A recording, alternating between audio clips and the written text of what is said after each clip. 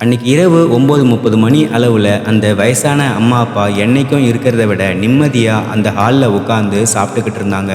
காரணம், சுமார் 25 நாட்களுக்கு முன்னாடி வீட்ட விட்டு கோவிச்சுட்டு போன மருமகன் திரும்பவும் வீட்டுக்கு வந்து தங்களோட மகள்கிட்ட அந்த வீட்ல ஒரு ரூம்ல சமாதானம் பேசிக்கிட்டு இருந்தாரு. அது வரைக்கும் தன்னுடைய மகளோட வாழ்க்கைய நினைச்சு கவலைப்பட்டுக்கிட்டு இருந்த அவங்களுக்கு இந்த விஷயம் ஒரு ஆறுதலை தந்துச்சு. அதுக்கப்புறம் இரவு 10:30 மணி ஆகியும் அவங்க 2 பேருமே சாப்பிட வரலையேன்னு தாழ்பால் போடப்பட்டிருந்த அந்த அறை கதவை அந்த பெண்ணுடைய அம்மா தட்டுனாங்க. கதவை அவங்க மருமகன் தான் திறந்தாரு. உங்க பொண்ணு தலைவலியால தூங்கிட்டு இருக்கா, அவளை இப்ப எழுப்பாதீங்கன்னு அவர் சொன்னாரு. ஆனாலும் அவர் முகத்துல இருந்த ஒரு பதட்டத்தை கவனிச்ச அந்த பெண்ணுடைய பெற்றோர் உடனடியா அந்த பொண்ணு முகத்துல தண்ணி தெளிச்சு எழுப்ப முயற்சி பண்ணாங்க. அவங்க அப்படி தண்ணி தெளிச்சு அந்த பொண்ணை எழுப்ப முயற்சி பண்ண அதே சமயத்துல அந்த பெண்ணுடைய கணவர் வீட்டை விட்டு வெளியே போய் காரை எடுத்து வேகமா ஓட்டி அந்த இடத்த விட்டே கிளம்பினாரு. தன்னுடைய மகளுக்கு என்ன ஆச்சோ ஏது ஆச்சோன்னு பயத்துல பக்கத்துல இருந்த ஹாஸ்பிட்டலுக்கு அவங்க அந்த பொண்ணை தூக்கிட்டு போனாங்க. அங்க அந்த பொண்ணை செக் பண்ண டாக்டர் அந்த பொண்ணு ஏற்கனவே மூச்சு திணறல் ஏற்பட்டு இறந்து போயிட்டாங்கன்னு சொன்னாங்க. ஒரு குழந்தைக்கு தாயா இருந்து ஃபேஸ்புக் மூலமா அறிமுகமான ஒருத்தர் மூலமா வாழ்க்கையே தொலைச்ச 2019வது வருஷம் கேரளாவுல பெரும் பரபரப்பை ஏற்படுத்தின கிருத்தி கொலை வழக்கை பத்தி தான் இன்னைக்கு இந்த வீடியோவில் நம்ம பார்க்க போறோம். இங்க பார்த்துட்டு இருக்கிறது நடந்தது என்ன.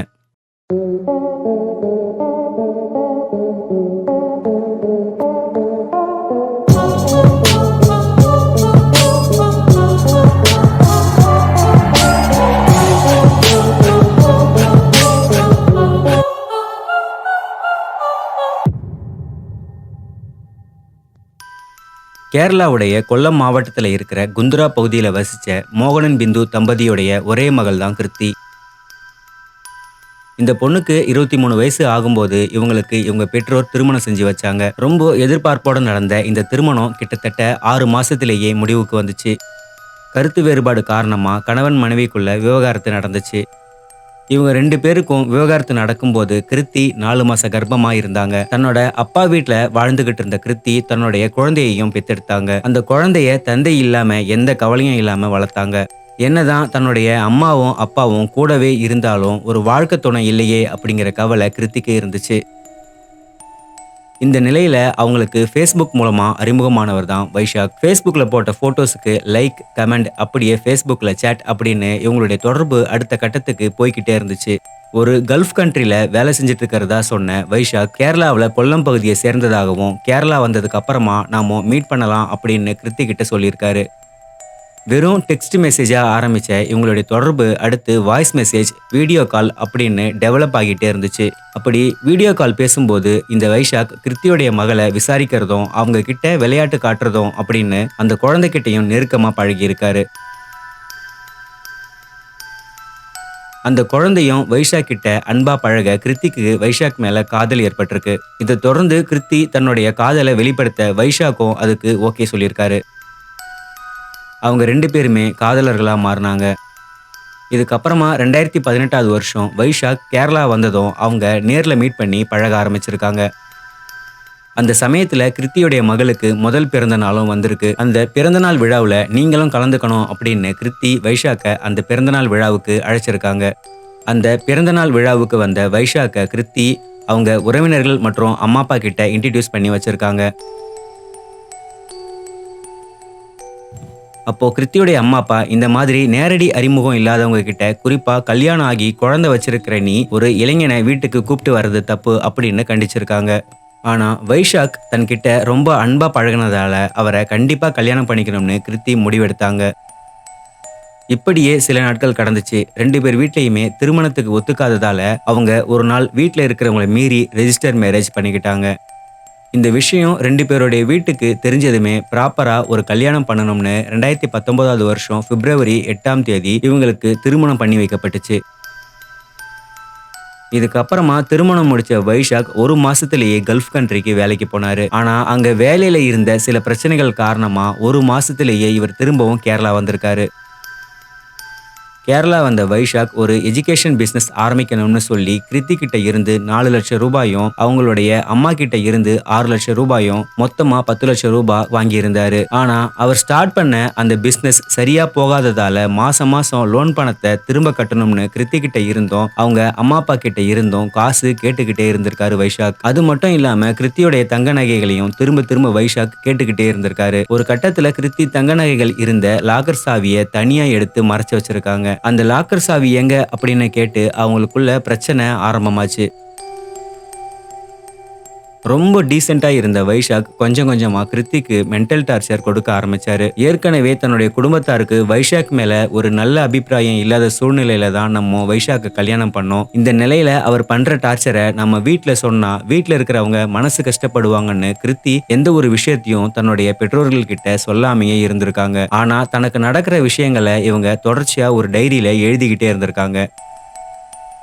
மேலும் கிருத்தியுடைய அப்பா சொத்துக்கள் எல்லாமே முறைப்படி அவங்களுடைய ஒரே மகளான கிருத்திக்கு தான் சொந்தம். ஆனா கிருத்தி அந்த சொத்துக்கள் எல்லாத்தையும் தன்னுடைய மகளுடைய பேர்ல எழுதி வச்சிருந்திருக்காங்க. அதன் காரணமாகவும் அவங்களுக்குள்ள அடிக்கடி சண்டை வர ஆரம்பிச்சிருக்கு. இப்படி தொடர்ச்சியா பணம் சம்பந்தமா மட்டுமே அவங்களுக்குள்ள பிரச்சனைகள் வந்துகிட்டே இருந்திருக்கு. இந்த நிலையில அக்டோபர் 14, 2019 அன்னைக்கு உங்க வீட்டு நிலப்பத்திரத்தை என்கிட்ட கொடு, அதை அடகு வச்சு நம்ம லோன் பேமெண்ட் எல்லாத்தையும் கட்டிடலாம் அப்படின்னு வைஷாக் சொல்லியிருக்காரு. ஆனா ஏற்கனவே அதிக அளவுல கிருத்தி கிட்ட இருந்து வைஷாக் பணம் வாங்கி இருந்ததால இதுக்கு மேல நான் எதையும் தர முடியாதுன்னு கிருத்தி உறுதியா சொல்லியிருக்காங்க. இதனால கோபமடைஞ்ச வைஷாக் அன்னைக்கு நைட்டு கிருத்தி கிட்ட சண்டை போட்டுட்டு வீட்டை விட்டு வெளியே போயிருக்காரு. இப்படி வீட்டை விட்டு வெளியே போன வைஷாக் சுமார் 25 நாட்கள் வரைக்கும் கிருத்தி கிட்ட பேசாமையே இருந்திருக்காரு. இதுக்கப்புறம் நவம்பர் 11, 2019 அன்னைக்கு கிருத்தியுடைய அப்பா வீடு உள்ள பகுதியில இருந்த ஒரு மார்க்கெட்ல கிருத்தியுடைய அப்பாவை சந்திச்சு, இனிமே நான் உங்க பொண்ணு கிட்ட எந்த பிரச்சனையும் பண்ண மாட்டேன், நான் பழைய மாதிரி இல்ல அப்படின்னு சொல்லியிருக்காரு. அதுக்கு கிருத்தியுடைய அப்பா, நீங்க தயவு செஞ்சு கிருத்திய பார்க்க வேணாம், அவளை நிம்மதியா வாழ விடுங்க அப்படின்னு கோவமா பேசியிருக்காரு. இதுக்கப்புறமா கிருத்தியோடைய அப்பா வீட்டுக்கு போன வைஷாக் கிருத்தியோடைய அம்மா கிட்ட நான் கிருத்திய பார்க்கணும், அவங்க கிட்ட பேசணும்னு சொல்லியிருக்காரு. ஆனா கிருத்தியோடைய அம்மா அவங்கள உள்ள விட மறுத்திருக்காங்க. ரொம்ப நேரமா கெஞ்சி பேசினதுக்கு அப்புறமா வைஷாக்க அவங்க கிருத்தி கிட்ட பேசுறதுக்கு அனுமதிச்சிருக்காங்க. நேரா வீட்டோட பெட்ரூமுக்கு போன வைஷாக் அங்க கிருத்தி கிட்ட உருக்கமா பேசியிருக்காரு. வைஷாக் கிருத்தி கிட்ட, நான் உன்கிட்ட பழைய மாதிரி பணம் கேட்டு தொந்தரவு பண்ண மாட்டேன், நம்ம சந்தோஷமா வாழலாம், நான் திரும்பவும் கல்ஃப் கண்ட்ரிக்கு வேலைக்கு போக போறேன், அதுல வர பணத்தை வச்சு நம்ம லோன் எல்லாத்தையும் அடைச்சிடலாம் அப்படின்னு கிருத்தியை சமாதானப்படுத்தியிருக்காரு. இப்படி அவங்க 2 பேரும் பேசுறத வெளியே ஹால்ல சாப்பிட்டுக்கிட்டு இருந்த அவங்களுடைய பேரண்ட்ஸ் கேட்டுக்கிட்டு இருந்திருக்காங்க. இரவு 9 மணி ஆகும்போது கிருத்தியோடைய குழந்தை அழுததுமே கிருத்தியோடைய அம்மா பிந்து அந்த குழந்தைய அந்த பெட்ரூம்ல இருந்து சாப்பாடு ஊட்டுறதுக்காக வெளியே தூக்கிட்டு வந்திருக்காங்க. அதுக்கப்புறமா வைஷாக் பெட்ரூம் கதவை சாத்தி இருக்காரு. சரி, அது அவங்களுடைய பர்சனல்னு நினைச்ச பிந்து அதுக்கு எந்த ஆட்சேபனையும் சொல்லாம இருந்திருக்காங்க. கிட்டத்தட்ட ஒரு 10:30 மணி ஆகும்போது என்ன இவங்க இன்னும் சாப்பிட வரலன்னு நினைச்ச பிந்து அந்த பெட்ரூம் கதவை தட்டுனாங்க. கதவை திறந்த வைஷாக் பிந்து கிட்ட, கிருத்தி தலைவலியால தூங்குறாங்க, அதனால அவங்கள இப்ப எழுப்பாதீங்கன்னு சொல்லியிருக்காரு. ஆனா ஏதோ ஒரு யோசனையில இருந்த பிந்து பெட்ல இருந்த தன்னுடைய மகள் கிருத்திய போய் எழுப்பியிருக்காங்க. ஆனா எவ்வளவோ எழுப்பியும் கிருத்தி எழும்பாமையே இருந்திருக்காங்க. உடனடியா தன் கணவரை கூப்பிட்டு, கிருத்தி எழும்பவே மாட்றா, என்னன்னு வந்து பாருங்கன்னு சொல்லியிருக்காங்க. ஆனா அவர் வந்து எழுப்பியும் கிருத்தி கிட்ட எந்த அசைவுமே இல்லாம இருந்திருக்கு. இதனால அவங்க 2 பேருமே வைஷாக்க சந்தேகத்தோட பார்த்தாங்க. அப்போ வைஷாக் கிருத்திய பெட்ல இருந்து தூக்கி, சரி இருங்க, இவங்கள நான் ஹாஸ்பிட்டலுக்கு கூப்பிட்டு போறேன் அப்படின்னு வெளியே தூக்கிட்டு வந்திருக்காரு. அப்போ அவங்க அம்மா அப்பா அதெல்லாம் வேண்டாம் இருங்கன்னு சொல்ல வைஷாக் கிருத்திய அங்க இருந்த சோஃபால இறக்கி வச்சிருக்காரு. அதுக்கப்புறம் அம்மா அப்பா 2 பேருமே கிருத்தி முகத்துல தண்ணி தெளிச்சு எழுப்ப முயற்சி பண்ணியிருக்காங்க. அவங்க அப்படி கிருத்திய தண்ணி தெளிச்சு எழுப்ப முயற்சி பண்ணிக்கிட்டு இருந்த சமயத்துல வைஷாக் மெதுவா வெளியே போய் செருப்பை மாட்டிக்கிட்டு கார்ல உட்காந்து அந்த இடத்தை விட்டு கிளம்ப முயற்சி பண்ணியிருக்காரு. அப்போ கிருத்தியுடைய அப்பா வேகமா குறுக்க வந்து அந்த காரை நிறுத்த சொல்லியிருக்காரு. ஆனா அவர் மேல காரை ஏத்தி கொள்ற மாதிரி வைஷாக் வேகமா காரை ஓட்டி அந்த இடத்தை விட்டு தப்பிச்சு போயிருக்காரு.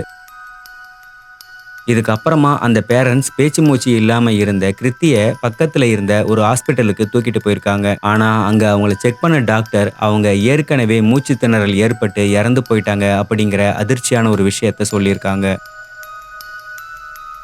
இதுக்கப்புறமா இந்த விஷயம் போலீஸுக்கு சொல்லப்பட்டு அதன் மூலமா வைஷாக்குடைய பாஸ்போர்ட் அவர் வெளிநாட்டுக்கு எங்கேயும் தப்பிச்சு போயிடக்கூடாதுன்னு முடக்கி வைக்கப்பட்டுச்சு. பஸ் ஸ்டாப் ரயில்வே ஸ்டேஷன்ல அவர் எங்கேயாவது தப்பிச்சு போகிறாரான்னு கண்காணிக்கப்பட்டாரு.